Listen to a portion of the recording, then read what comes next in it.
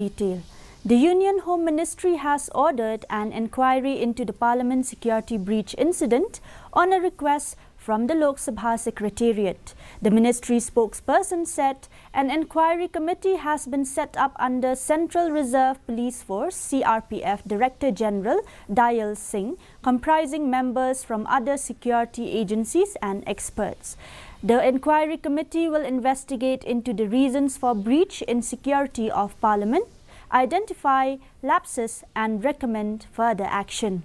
The committee will submit its report with recommendations, including suggestions on improving security in Parliament at the earliest.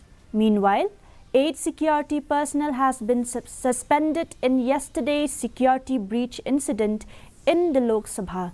The action has been taken by the Lok Sabha Secretariat against them for security lapses in Parliament. Both the Houses of Parliament today witnessed